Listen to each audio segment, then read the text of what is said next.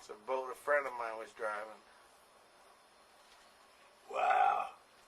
You got some plush friends. Well, he was just the captain. He was just being paid to drive it. Yeah. So you like that boat design? Huh? You like that big boat design? Oh, yeah. Yeah, I like it. I fell in love with it the first time I saw it. It was all getting ready to be built at your shop. Yeah, I just can't wait to see it in the water. Yeah, well, we're working on it. I think it's kind of pretty. It is beautiful. Well, you know, it's like I told Jerry Hutchins the other day. A vessel is many things. A vessel is maybe a dish you can wash your laundry in, or it can be a slop jar under the bed, or it can be a square box to mix concrete in. In fact, I'm famous for a damn boat that looks like a concrete mixing box. Uh-huh. A fella come in and right where I was building there, in my old shop, wanted to know if he could get one of them prams built with strips on the outside. I said, well, yeah, I guess you could do that, but I said, it would look like sin, and those strips on the outside, they would impede the progress when you were sailing. They wouldn't do good at all. You know, I don't want to sail it. I want to mix some plaster.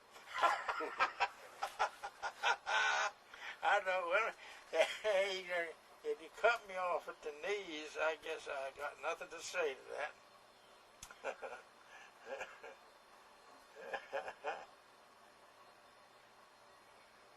Well, what in the world?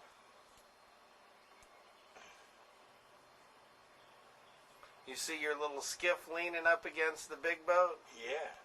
That little skiff, I'll tell you, that gets my vote for one of the best boats you've done. You've done so many good boats. Well, it's been the greatest thing in the world. I don't know. I couldn't. I don't care if I am poorer than a church mouse. I've had more fun than anybody. Mm-hmm. Honestly, you know, I realize that I'm a nut. Of course, when you got a boat shop, you ought to be kind of looking out to make a buck or two here and there somehow. Mm-hmm.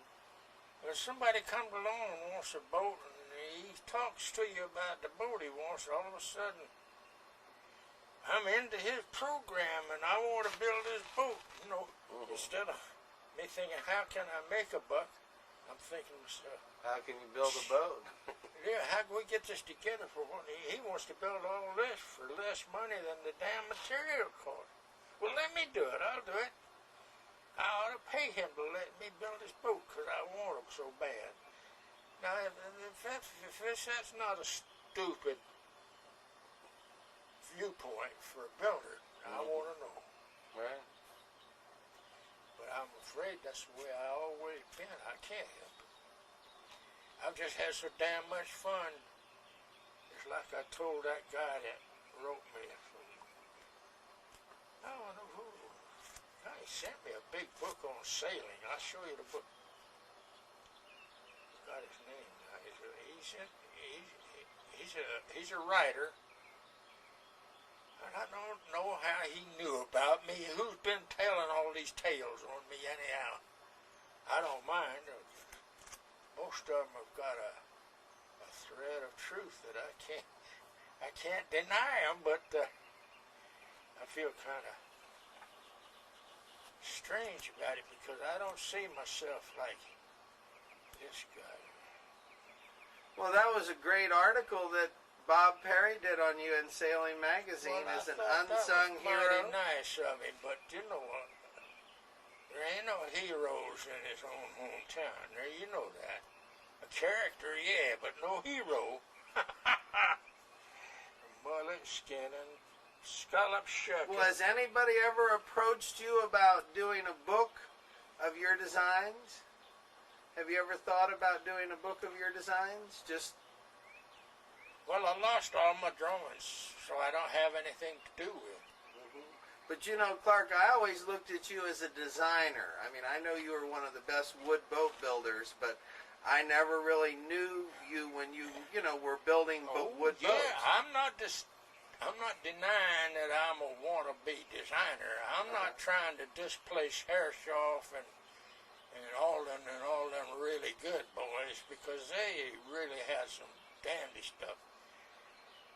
But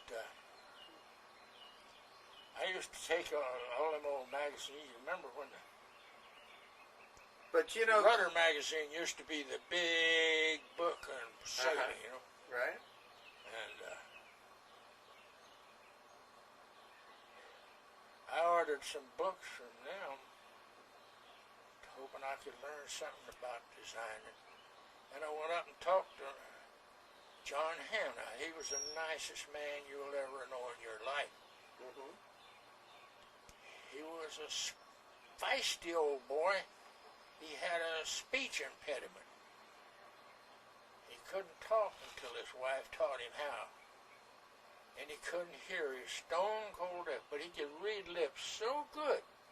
You didn't have to yell at him or just tell him. He was talking with you. Then I asked him, I says, Mr. Hanna,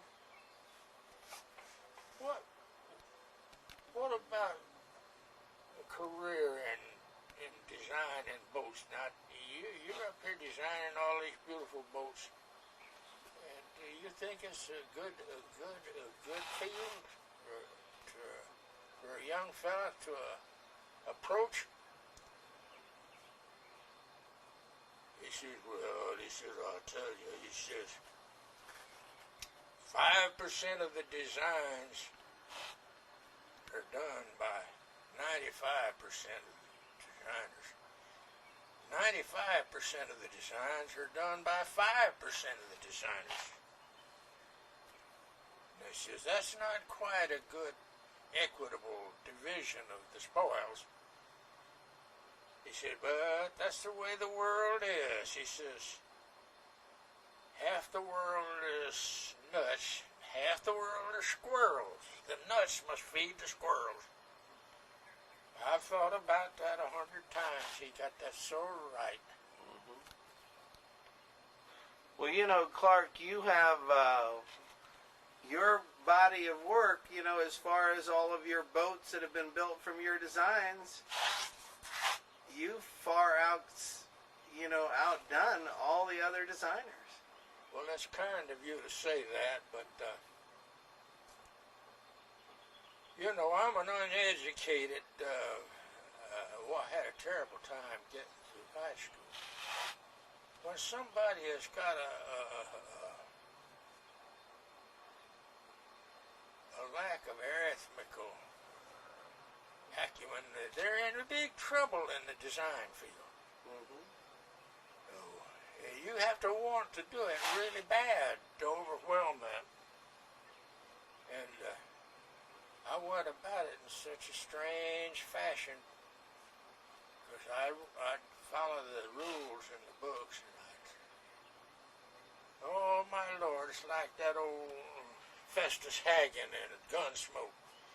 He never could read, and he was asking Miss Kitty, he said, well, how do you know when you're reading that writing that the guy that wrote that writing was writing the right writing?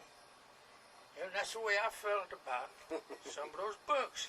And I checked that out with bags of BBs and bottles of water, and and Bobby Ress, who was a pretty bright boy,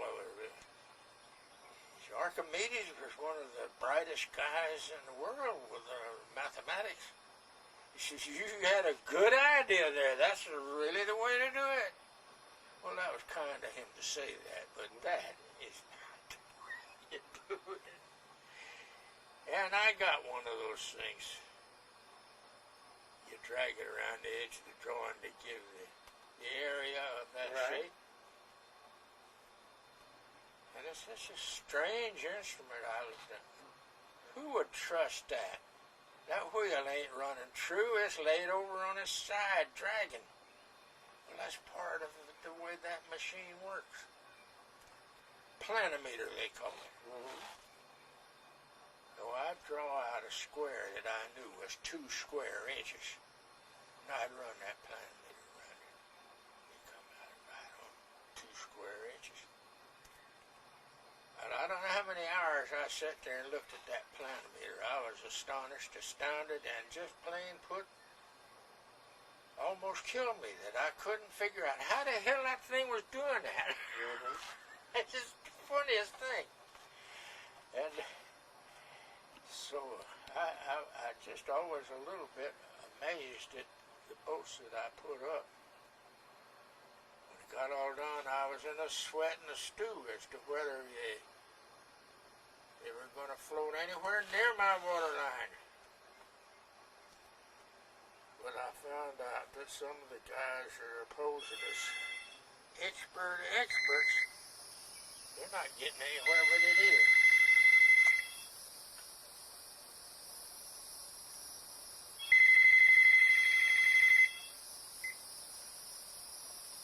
Hello? Here, let me put you with somebody that can hear good. Okay?